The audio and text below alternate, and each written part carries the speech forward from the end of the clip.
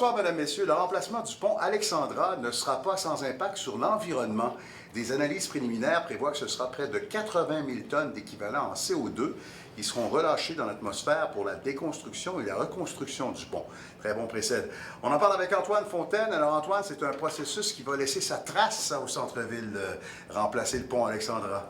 Oui, bien, on va assister à une vraie opération à cœur ouvert ici entre le centre-ville d'Ottawa et le centre-ville de Gatineau. C'est du moins ce que prévoit le rapport de description détaillé du projet de remplacement du pont Alexandra.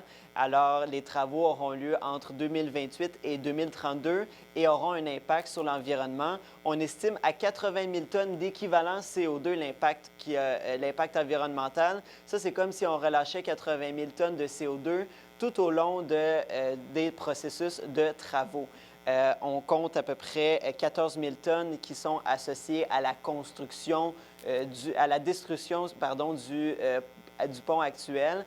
À cela, on ajoute 22 000 tonnes associées à la construction du nouveau pont et 38 000 tonnes qui sont associées à des causes indirectes comme le transport des matériaux, par exemple. Donc, pour être clair, là, on va démolir le pont actuel puis on va le reconstruire. Alors, c'est pas comme quand on rénove quelque chose. On remplace carrément le pont Alexandra, c'est ça. Et il n'y a pas seulement que sur l'environnement qu'il y aura des impacts, il y aura aussi d'autres impacts pour les animaux, je pense, hein, c'est ça?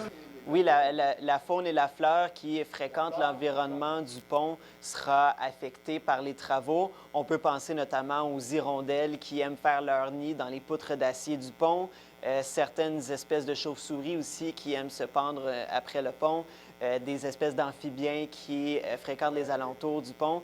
Et on peut penser aussi à toutes les espèces marines qui vivent dans la rivière des Outaouais parce qu'il se peut qu'on ait besoin d'assécher la rivière pendant un certain temps pour les travaux. Alors, si tel est le cas, eh bien, il va falloir des études afin de trouver les mesures d'atténuation qui auront le moins d'impact sur la biodiversité. Parce que c'est ce que j'allais vous demander. On va essayer quand même de réduire les impacts, que ce soit moins important.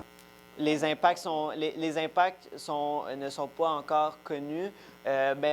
Pour écrire le rapport, on s'est basé sur d'autres projets similaires ailleurs au Canada et aux États-Unis. Et des études là, seront nécessaires afin de trouver quelle technique on devra utiliser pour minimiser l'impact. Et entre-temps, je crois qu'on se prépare à démolir le pont parce que la circulation, il n'y a plus de circulation là, sur le pont Alexandre. Oui, le pont est fermé depuis le septembre dernier et on prépare les travaux. Et qui ne seront pas prêts. Ça va prendre du temps avant qu'on traverse sur le pont Alexandre. On en parle quoi on est en 2000, pas avant d'ici 4 ans. Là. On peut s'attendre à peut-être une réouverture en 2032. Donc, les travaux sont dus pour finir en 2032 si tout va bien. Effectivement. Merci beaucoup, Antoine. Je vous en prie.